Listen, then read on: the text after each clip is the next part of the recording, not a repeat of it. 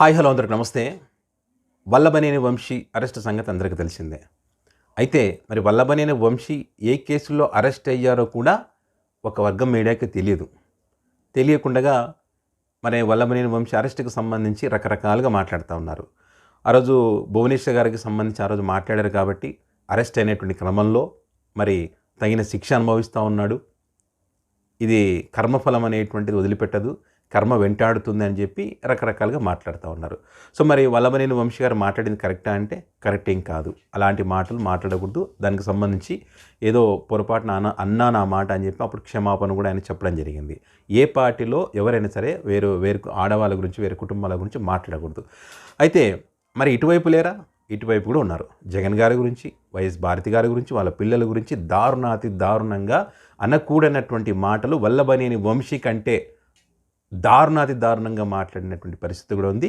వాళ్లకు బెయిల్ కూడా వచ్చింది. జగన్ గారిని తిట్టి వాళ్ళ ఫ్యామిలీ తిట్టిన వాళ్ళకు బెయిల్ కూడా వచ్చింది. వాళ్ళకు వస్తుంది, బెయిల్ వస్తుంది, తొందర వస్తుంది. వాళ్ళకి చట్టం న్యాయం అనేటువంటిది వేరే ఉంటుంది. వీళ్ళకి వేరు, వాళ్ళకి వేరే ఉంటుంది. వీళ్ళు ఏదైతే వల్లభనేని వంశీ అరెస్ట్కి సంబంధించి వీళ్ళు ఏదైతే మాట్లాడుతూ ఉన్నారో భువనేశ్వర్ గారి దానికి సంబంధించి అరెస్ట్ చేశారని, దానికి దీనికి అసలు సంబంధమే లేదు. ఆ కేసులో నిజంగా ఆ రోజు అట్లా అన్నావు కాబట్టి మేము అరెస్ట్ చేస్తున్నామని చెప్పి ఆయన అరెస్ట్ చేశారా? లేదు. ఇప్పుడు పెట్టినటువంటి కేసులన్నీ వేరువేరు కేసులు. ఇవి ఆరోపణలు మాత్రమే, ఆధారాలు లేనటువంటివి. సో ఈ రాజకీయ కక్ష కోణంలోనే పెట్టారనడానికి అనేక ఎగ్జాంపుల్స్ ఉన్నాయి. ఇప్పుడు వల్లభనేని వంశీ గారు అరెస్ట్ అయ్యి 90 రోజులు దాటుతున్నప్పటికీ, ఆయన పెట్టిన ఒక 6 కేసులో బెయిల్ మంజూరు అయినప్పటికీ, ఇప్పుడు బెయిల్ మంజూరై బయటకు వస్తారని కొన్ని గంటల ముందే మళ్ళీ ఏదో ఒక కేసు ఏదో ఒక స్టేషన్లో ఎవరి చేత వేరు వ్యక్తుల చేత పెట్టిస్తూ ఉన్నారు. ఇప్పుడు బెయిల్ వచ్చింది, వల్లభనేని వంశీ గారు బయటకు రాబోతున్నారు అనగానే నూజివీడు పోలీస్ స్టేషన్లో పీఈటీ వారెంట్ ఇష్యూ చేశారు. 29 వరకు రిమాండ్లో ఉండాలని చెప్పి రిమాండ్ కోరారు వాళ్ళు. అయిపోయింది, 29 వరకు రావడానికి వీలు లేదు.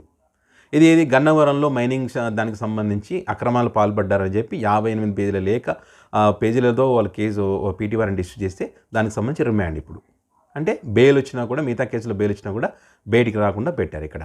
సో ఈయన ఆరోగ్య పరిస్థితి బాగాలేదు, శ్వాస తీసుకోవడంలో ఇబ్బంది పడుతున్నారు, దగ్గుతూ ఉన్నారు, జ్వరంగా ఉంది. అయినప్పటికీ కూడా వాళ్ళు కనికరం చూపియము అన్న విధంగా ప్రభుత్వ బాధ్యత కూడా ఏంటి, ఇక్కడ అరెస్ట్ ఏదైనా తప్పు చేసి అరెస్ట్ అయితే వాళ్ళ ఆరోగ్యాన్ని కాపాడాల్సిన బాధ్యత కూడా వీళ్ళు ఉంటుంది. ఎందుకంటే ఇంకా ఇక్కడ కేసులు అనేటువంటివి వీళ్ళు చెప్పిన నిరూపణ కాలేదు, ఇక్కడ కేవలం ఆరోపణలు మాత్రమే. సో అలాంటి సందర్భంలో నిజంగా తప్పు చేసినా కూడా ఆ వ్యక్తికి సంబంధించి ఆరోగ్యానికి సంబంధించి బాధ్యత ఎవరు? ప్రభుత్వం తీసుకోవాలి. మరి అంత ఇబ్బంది పడుతూ ఉంటే వీళ్ళ నిర్లక్ష్యం కారణంగా మరి మనిషి ఆరోగ్యం క్షీణించిపోతుంటే కూడా పట్టించుకోవడం లేదంటే వాళ్ళ ఉద్దేశం ఏ రకంగా ఉంది ఇక్కడ మనం అర్థం చేసుకోవచ్చు. సో ఇప్పుడు ఏంటి, ఇక్కడ రాజకీయ కోణంలో పెట్టారు అనడానికి ఫర్ ఎగ్జాంపుల్ ఇప్పుడు టీడీపీ ఆఫీస్ మీద దాడి చేశారని చెప్తా ఉన్నారు. ఇక్కడ 94 మందిని ఫైనల్ చేశారు, 94 మంది దాడి చేశారని చెప్తా ఉన్నారు. ఇందులో వల్లభనేని వంశీ ఎన్నో వాడు? 71వ వాడు. అంటే 1, 2, 3, 4, 10 వరకు ఎక్కడున్నారో తెలియదు, ఎవరో తెలియదు. కానీ 71వ వాడే ఇప్పుడు మొదటి ప్లేస్లో ఉన్నట్టుగా టార్గెట్ చేశారు ఇక్కడ. పైగా ఈ వల్లభనేని వంశీ ఈ దాడిలో పాల్గొన్నారని పాల్గొన్నారనడానికి కీలక సాక్షి ఎవరంటే సత్యవర్ధన్, దళితుడు. ఆ వ్యక్తి ఏమంటున్నాడు, అసలు నాకు దీనికి సంబంధం లేదు, కోర్టులో పిటిషన్ కూడా నాకు సంబంధం లేదని. అయినా కూడా మళ్ళీ తర్వాత ఆ వ్యక్తిని తీసుకెళ్ళి బలవంతంగా మళ్ళీ వల్లభనేని వంశీ మీద కేసు పెట్టించి నన్ను కిడ్నాప్ చేశారని చెప్పి ఆ వ్యక్తి చేత చెప్పించి మళ్ళీ వల్లభనేని వంశీని ఈ కేసులో అరెస్ట్ చేయడం జరిగింది. అందులో బెయిల్ వచ్చింది. అయినా కూడా మళ్ళీ బయటికి రాకూడదు కదా, ఏదో కేసు పెట్టాలి. మళ్ళీ ఏం కేసు? కృష్ణా జిల్లాలో భూమి ఆక్రమించుకున్నాడు, 8 ఎకరాల భూమి అని చెప్పి మళ్ళీ ఒక కేసు పెట్టారు. ఇది ఆరోపణ. దానికి ఆధారాలు ఉన్నాయా? చూపించారా? లేదు.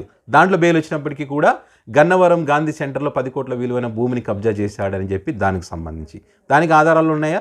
ఆరోపణలు మాత్రమే. దాన్ని నిరూపించాలా. అదేవిధంగా మల్లపల్లి పారిశ్రామిక వాడకకు సంబంధించి 128 మందికి సంబంధించి వాళ్ళకు మామూలుగా అక్కడ ఖాళీ చేసినప్పుడు వాళ్ళకు ఆర్థికంగా ఆదుకుంటారు కదా, ఆ రకంగా వాళ్ళని మోసం చేశారు, వాళ్ళకి డబ్బులు ఇవ్వకుండా అని చెప్పి అదొక కేసు. దానికి సంబంధించి ఆధారాలు సమర్పించాలి.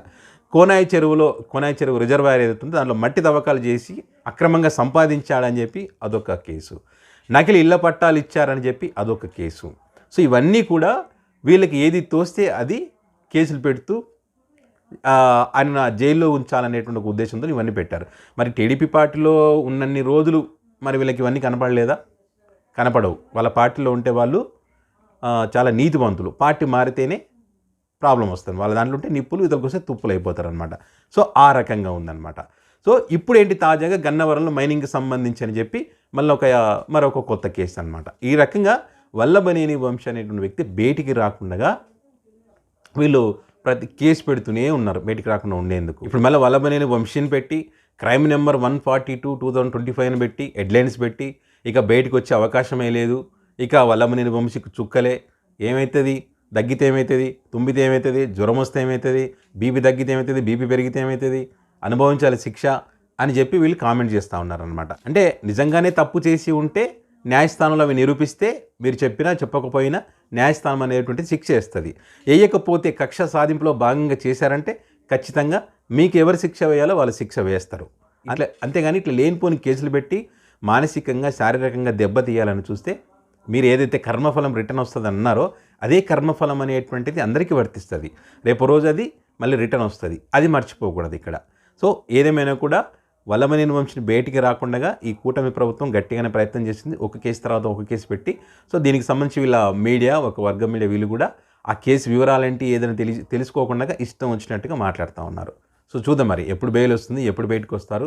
ఆయన ఆరోగ్య పరిస్థితి క్షీణిస్తున్నటువంటి క్రమంలో ఏదైనా జరగకూడని జరిగితే మాత్రం ఖచ్చితంగా తగిన మూల్యం ఈ కూటమి ప్రభుత్వం చెల్లించక తప్పదు.